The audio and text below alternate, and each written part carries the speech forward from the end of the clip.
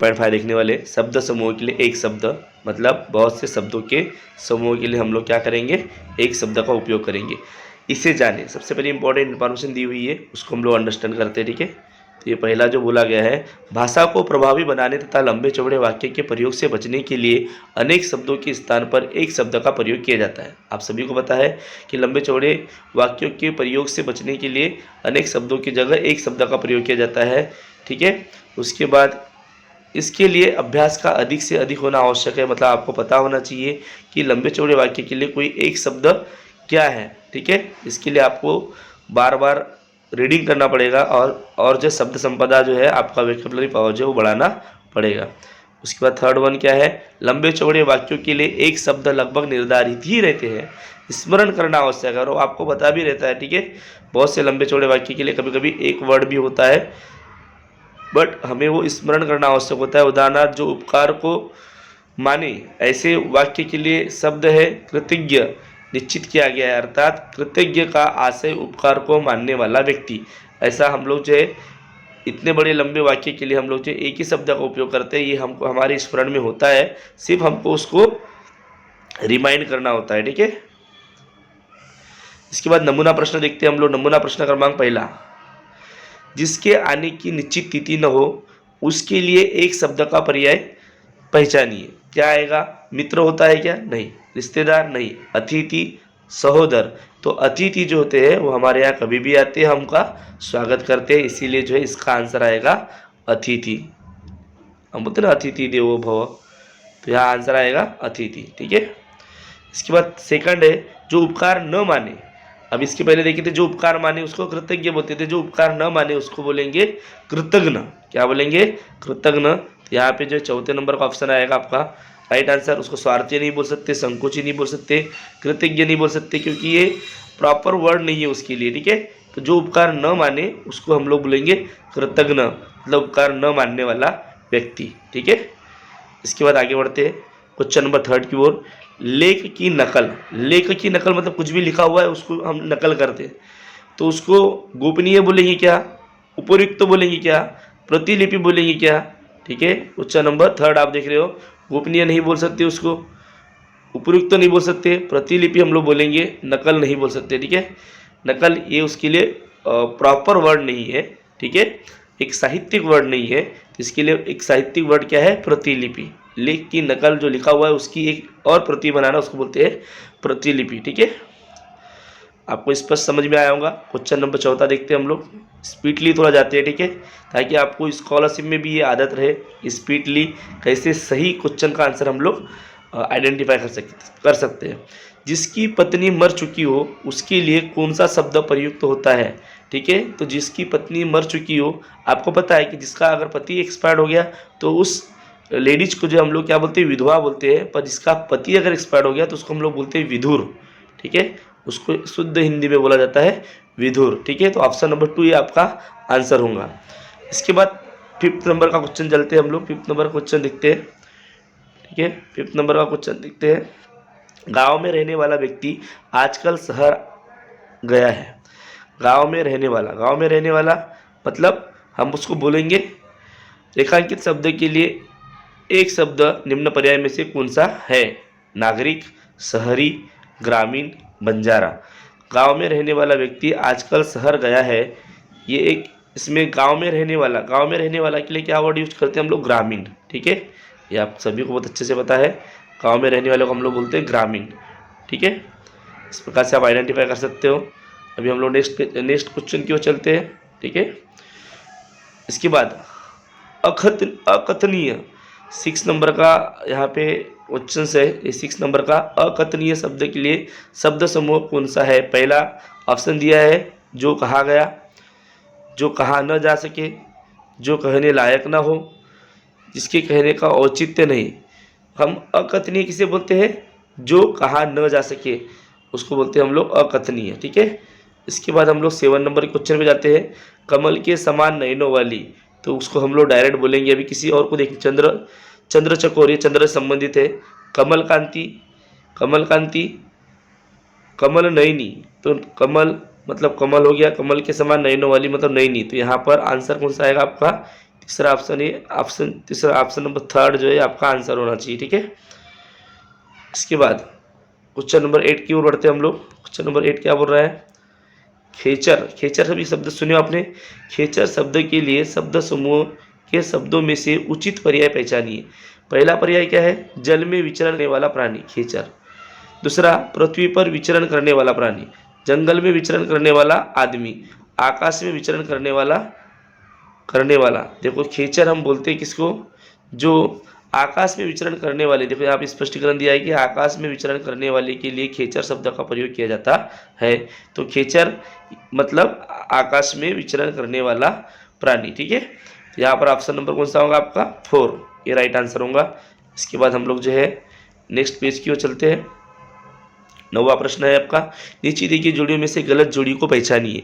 पहला क्या बोला है? जिसका अनुभव किया गया हो उसको अनुभूत बोलते हैं। दूसरा, जो अपनी हत्या करता है हत्यारा बोलते हैं उसको। जो आया हुआ हो उसको आगत बोलते हैं। जो टाला जा सके उसको अटल बोलते हैं। जो टाला जा सके उसको अटल बोलते हैं क्या? दी गई संख्याओं में से गलत जोड़ी को पहचानिए। जो जोड़ी गलत है, तो जो अपनी हत्या करता है उसको हत्यारा बोलेंगे, जो उसको आत्महत्या बोलते हैं। जो अपनी हत्या करता है उसको क्या बोलते हैं? आत्महत्या बोलते हैं। जो दूसरे की हत्या करता है उसको बोलते हैं हत्यारा। ठीक है, तो यहाँ पर जो टाला जा सके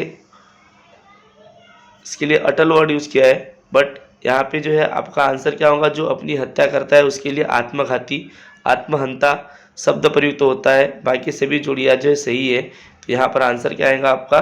सेकंड नंबर का ऑप्शन। जो अपनी हत्या करता है उसको क्या कहा जाता है? आत्मघाती या आत्महंता या आत्महत्या भी बोलते हैं। ठीक है, तो यहाँ पर क्या आएगा? सेकंड नंबर का असंगत है। क्वेश्चन नंबर 10 की ओर बढ़ते हैं। नीचे दी गई जोड़ियों में से गलत जोड़ी पहचानिए। अब गलत जोड़ी कौन सी है? ठीक है, तो जो आसानी से न मिले, दुर्लभ। जिसमें सहन शक्ति हो, सहिष्णु। जानने की इच्छा रखने वाला, जिज्ञासु। जो समाचार भेजता हो, अखबार वाला। ठीक है, जो अखबार वाले को हम लोग समाचार भेजने वाला बोलते हैं क्या? जो हमको समाचार देता है, जो हमको जानकारी देता है, उसको हम लोग बोलते हैं संवाददाता। ठीक है, आपने टीवी में देखे होंगे कोई संवाददाता कहीं जा कर के वो समाचार लेते रहता है या समाचार हमको भेजता है। ठीक है, तो जो समाचार भेजता है उसे हम लोग बोलते हैं संवाददाता। बाकी सभी ऑप्शन सही है। तो ये जो 4th नंबर का ऑप्शन है ये रॉन्ग है। ठीक है, जो समाचार भेजता है उसको बोलते हैं, अखबार वाला नहीं बोलते उसको बोलते हैं संवाददाता। बाकी जो आसानी से न मिले उसको दुर्लभ बोलते हैं। जिसमें सहन शक्ति हो उसको सहिष्णु बोलते हैं। और जिसमें जानने की इच्छा रखने वाला उसको जिज्ञासु बोलते हैं। ठीक है, इसके बाद हम लोग जो है नेक्स्ट पेज की ओर बढ़ते हैं, स्वाध्याय की ओर। ठीक है, जिसने अपना सिर झुका लिया हो के लिए एक शब्द का चुनाव करिए। दया, प्रार्थना, नतमस्तक, कृपा। आप सभी को पता है जिसने अपना सिर झुका लिया हो इसके लिए कौन सा शब्द उपयोग में लाया जाता है जनरली। ठीक है, तो क्या आएगा? नतमस्तक। नतमस्तक होना मतलब सिर झुकाना। ठीक है, इसके बाद अच्छे गुणों वाली स्त्री के लिए एक पर्यायी शब्द चुनिए। अच्छे गुणों वाली स्त्री को हम लोग क्या बोलेंगे? प्रियवंदा, साध्वी, विदुषी, शकुंतला। क्या बोलेंगे बताइए? अच्छे गुणों वाली जो स्त्री है उसके लिए हम लोग क्या यूज करेंगे? कौन से शब्द का प्रयोग करेंगे? प्रियवंदा या फिर साध्वी या विदुषी या शकुंतला? कौन से शब्द का प्रयोग करेंगे हम लोग? साध्वी। कौन से शब्द का प्रयोग करेंगे हम लोग? साध्वी। ठीक है, जो अच्छे गुणों वाली जो स्त्री होती है उसको हम लोग साध्वी बोलते हैं। उसके बाद दुराचारी शब्द से क्या प्रतीत होता है? दुराचारी शब्द से क्या प्रतीत होता है? इसे सही, 3rd नंबर का दिख रहे हैं हम लोग। दुराचारी शब्द से क्या प्रतीत होता है उसे सही शब्द के रूप में पहचानिए। दुराचारी, जो बुरे काम करता हो, जिसकी बुरी आदत हो, जो शराब पीता हो, जिसका बुरा चाल चलन हो, दुराचारी किसे बोलेंगे? यहाँ पर आंसर आएगा आपका 4th नंबर, जिसका बुरा चाल चलन हो। ठीक है, ऑप्शन नंबर इसका आएगा 4, जिसका बुरा चाल चलन होता है उसको हम लोग बोलते हैं दुराचारी। जो ईश्वर को मानता हो उसको क्या बोलते हैं? परमात्मा। उसे रिक्त स्थान कहते हैं, आस्तिक कहते हैं। क्या कहते हैं? आस्तिक। उसके बाद जिस पर भावना का अधिक प्रभाव पड़े उसे रिक्त स्थान कहते हैं। योग्य पर्याय चुनो। वासना, कामी, लज्जित, भावुक। क्या बोलेंगे, चौथा भावुक। ठीक है, जिसके ऊपर भावना का अधिक प्रभाव हो उसे बोलेंगे भावुक। ठीक है, इसके बाद आगे देखते हैं 6वें नंबर का, जो आंखों के सामने घटित हो उसको बोलते हैं प्रत्यक्ष। क्या बोलेंगे, 6 नंबर का आंसर क्या आएगा आपका, प्रत्यक्ष। जो सब कुछ जानता हो अर्थात हम उसको बोलते हैं परोक्ष, ईश्वर, सर्वज्ञ, पारलौकिक। मतलब क्या बोलेंगे उसको, सर्वज्ञ। जो सब कुछ जानता है उसको बोलते हैं हम लोग सर्वज्ञ। ठीक है, आंसर नंबर 3 आएगा, जो आंखों के सामने न हो उसको बोलते हैं परोक्ष। जो आंखों के सामने न हो उसे बोलते हैं परोक्ष। 9वें नंबर का आंसर देखो, जो खाने योग्य नहीं है उसको अखाद्य बोलेंगे हम लोग। क्या बोलेंगे, अखाद्य। अपचन नहीं होता खाता, अखाद्य होता है, और जो खाने योग्य होता है वो खाद्य पदार्थ होते हैं, बराबर, हम लोग बोलते हैं खाद्य पदार्थ। निरक्षर का सही अर्थ दर्शाने वाला शब्द समूह पहचानिए। निरक्षर मतलब जो युवा बालक है, जो मूर्ख है, जो प्रौढ़ है, जो पढ़ना लिखना नहीं जानता, वो निरक्षर है। ठीक है, जरूरतमंद का सही अर्थ दर्शाने वाला शब्द समूह पहचानिए। जरूरतमंद का सही अर्थ शब्द, जिसे जरूरत नहीं है, जिसके पास अधिक है, जिसे जरूरत है वह, जो पूर्ण है वह। तो ऑप्शन नंबर 3 आएगा, जिसे जरूरत है वह जरूरतमंद हो गया। ठीक है, उसके बाद 12, एक ही समय में हुए व्यक्ति के लिए एक शब्द पहचानिए। एक ही समय में हुए व्यक्ति, दीर्घकालीन, समांतर, समकालीन, अलग अलग समय। क्या आएगा 12 का, 12 का आएगा समकालीन। मतलब एक ही समय में, एक ही काल में, एक ही समय पर। ठीक है, एक ही समय में हुए व्यक्ति के लिए हम लोग जो है यह शब्द करेंगे उपयोग समकालीन। जिन बच्चों के माता पिता न हो उसे क्या कहते हैं, क्या कहते हैं, आश्रम, अनाथ, निराश्रित और आशाहीन। ये आपको अच्छे से पता है इसे क्या कहा जाता है। जिन बच्चों के माता पिता ना हो उनको हम लोग क्या बोलते हैं, 13 वाला आंसर अनाथ। आप सभी को बहुत अच्छे से पता है क्या है, अनाथ। ठीक है, इसके बाद हम लोग आगे बढ़ते हैं। जो व्यक्ति, 14 नंबर का क्वेश्चन देखते हैं। ठीक है, जो व्यक्ति स्वयं गर्व करता हो उसे क्या कहते हैं, हम लोग क्या बोलते हैं, स्वाभिमानी। जो व्यक्ति स्वयं गर्व करता हो उसे क्या कहते हैं, स्वाभिमानी बोलेंगे, अभिमानी बोलेंगे, घमंडी बोलेंगे कि लोभी बोलेंगे, क्या बोलेंगे, जो स्वयं पे गर्व करता हो।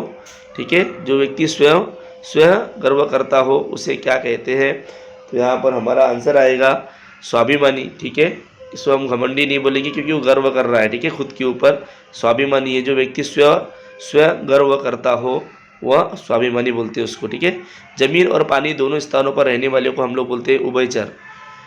दोपहर के बाद के समय को क्या कहते हैं, दोपहर के बाद का जो समय होता है उसको बोलते हैं हम लोग अपराहन। क्या बोलते हैं, अपराहन। और पूर्वाहन के समय को शब्द समूह के रूप में किस प्रकार लिखते हैं, तो दोपहर के पूर्व का जो समय होता है उसको बोलते हैं पूर्वाहन, उसको बोलते हैं पूर्वाहन। ठीक है, बाकी आपको देखने की जरूरत नहीं, अगर आपको पता है कि पूर्वाहन मतलब क्या होता है, सुबह का समय, दोपहर का समय, दोपहर के पूर्व का समय। ठीक है, दोपहर के बाद का समय। तो दोपहर के पूर्व का जो समय होता है उसको बोलते हैं पूर्वाहन। ठीक है, शब्द समूह के लिए एक शब्द की गलत जोड़ी को पहचानिए। जो आसानी से मिले उसे सुलभ कहते हैं, बराबर है। जो जीत न सके उसको अजय बोलते हैं। जिसका आकार न हो उसको प्रकार बोलते हैं। जो गुप्त रखने योग्य हो उसको गोपनीय बोलते हैं। तो पहला और चौथा आपका राइट है। तो गलत कौन सा है, जो जीत न सके, जो जीत न सके। ठीक है, जो जीत न सके उसको अजय बोलते हैं। ठीक है, और जिसका आकार न हो उसको प्रकार बोलते हैं। सही है क्या, ये वाला सेकंड नंबर का बिल्कुल गलत है। जिसका आकार न हो उसको आकारहीन बोलेंगे। ठीक है, प्रकार नहीं बोलेंगे। इसके बाद 19 देखते हैं। 19 में क्या बोला है, राजा महाराजाओं की स्तुति करने वाले व्यक्ति के लिए एक शब्द पहचानिए। आप सभी को पता है कि उसको चारण नहीं कहा जाता, गायक नहीं, भाट जो लोग होते हैं वो हमेशा जो है राजा महाराजाओं की स्तुति करने का काम करते हैं, इसलिए इसका आंसर आएगा भाट। उजाली रात का पखवाड़ा जब पूर्णिमा की रात होती है उस समय का जो पखवाड़ा होता है, 15 दिनों का जो कालखंड होता है, ठीक है, उसको हम लोग जो बोलते हैं उसको बोलेंगे शब्द समूह के लिए कृष्ण पक्ष, शुक्ल पक्ष, पितृपक्ष, वधु पक्ष। तो यहाँ पे आएगा शुक्ल पक्ष। ये जो समय होता है इसमें जो है सूर्य पूरा दिखाई देता है। पूर्णिमा की रात होती है, उजाली रात को पखवाड़ा, उजाली रात का जो पखवाड़ा होता है उसको शुक्ल पक्ष कहते हैं। ठीक है, तो इस प्रकार से जो है यहाँ पर ये जो हमारा टॉपिक था कि अनेक शब्द समूहों के लिए एक शब्द, ये यहाँ समाप्त हुआ। मैं आशा करता हूँ कि आपको समझ में आया होगा, और अगर आपको समझ में नहीं भी आया होगा तो आप कमेंट्स में लिख सकते हैं, या आप प्रत्यक्ष में पूछ सकते हैं, या फिर और इसमें आपको और भी बहुत कुछ जानना है तो आपको और भी अध्ययन करना पड़ेगा, सभी शब्दों को स्मरण में रखना पड़ेगा और कुछ शब्दों को स्मरण करना पड़ेगा। ठीक है, तो इस प्रकार से जो है यहाँ पर ये लेसन समाप्त होता है।